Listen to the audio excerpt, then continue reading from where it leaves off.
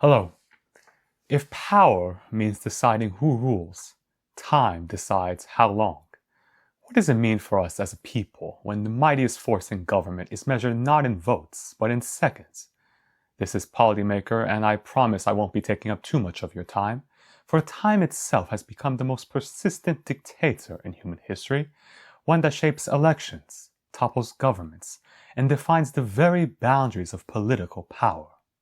Politics is usually described in the language of laws and leaders, but across the world, time rules more harshly than any king. Consider this: 4 years in the White House, 5 years at the Élysée, 6 years in the Kremlin, at least on paper.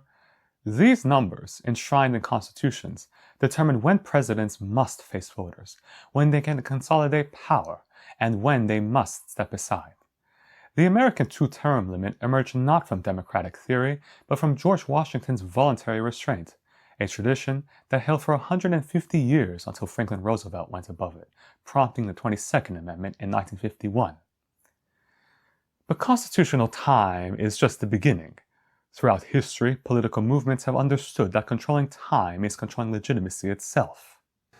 Revolutions announced themselves with dates, 1789, 1917, 1979, as if numbers alone can confer authority.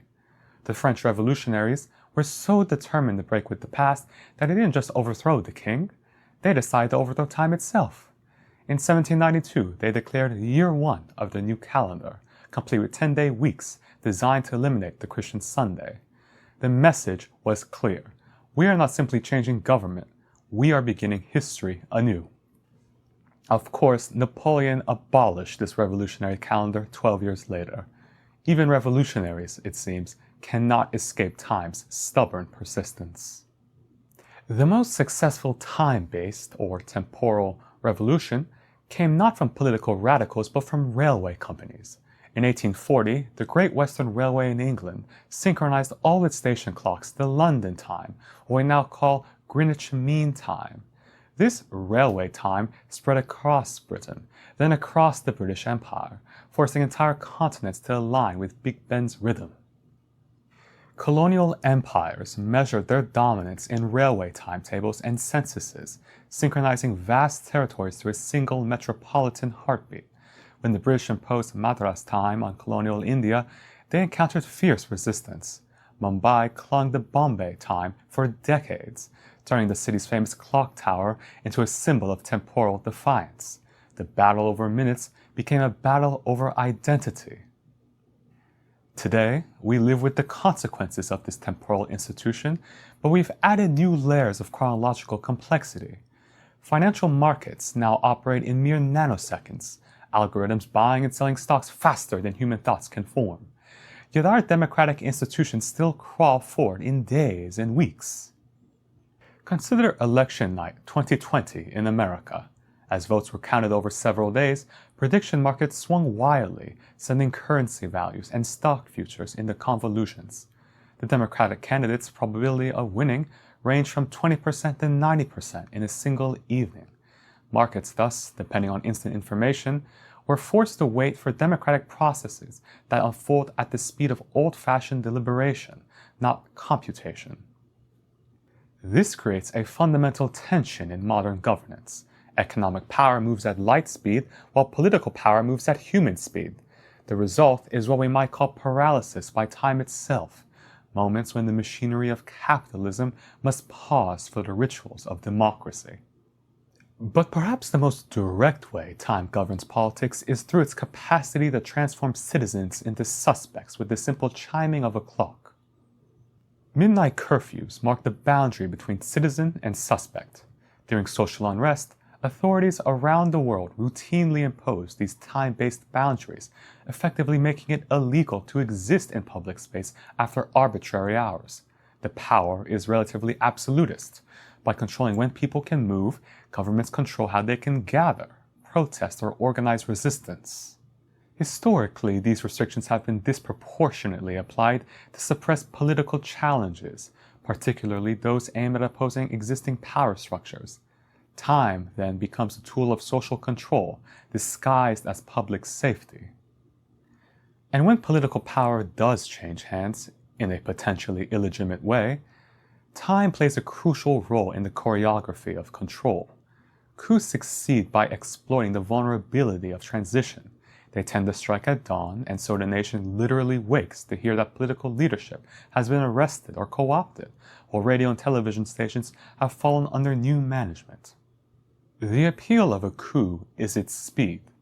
Rather than waging a civil war that could take years, conspirators seize the levers of power in hours. As one American analyst, Edward Lutwak, puts it, they operate by taking advantage of the machine-like behavior of bureaucracies that will continue functioning under new management as long as the transition appears complete and irreversible. But time can also mark the end of conflicts with symbolic precision.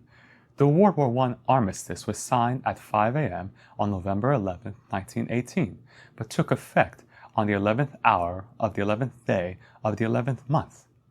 This temporal symmetry was deliberate, a way of marking not just the end of hostilities, but the transformation of a date into a symbol. What's remarkable is that the fighting continued right up until 11 a.m., claiming nearly 11,000 casualties on the final day. Time had become more powerful than common sense. Commanders preferred symbolism to saving lives in those final hours.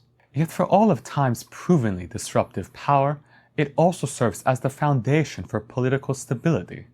Monarchies can anchor their legitimacy not in popular consent but in dynastic continuity.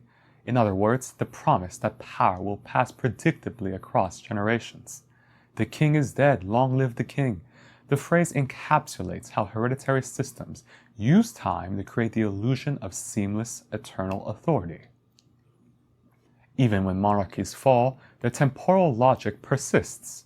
Communist parties speak of historical inevitability, while democratic politicians invoke the judgment of history. All political systems, it seems, require some relationship with the past and the future to justify their present power. Time, then, is not simply the stage on which politics unfolds. It is an active participant in the drama, sometimes a rigid discipline, sometimes a flexible tool, but always a source of legitimacy and control. Constitutional terms expire, revolutionary calendars are abandoned, colonial time zones outlive their empires, financial markets pause for electoral counting, curfews lift with dawn, coups succeed or fail in hours, armistices take effect at symbolic moments, dynasties claim authority across centuries. In every case, the hidden statesman is time, disciplining parliaments, humbling dictators, and reminding democracies that their legitimacy is never, ever permanent, only rented from the future. In an age where information travels at the speed of light, can democratic deliberation, which moves at the speed of human thought, survive the temporal processes of our interconnected world? Well, I hope so. This is Policymaker. Thank you.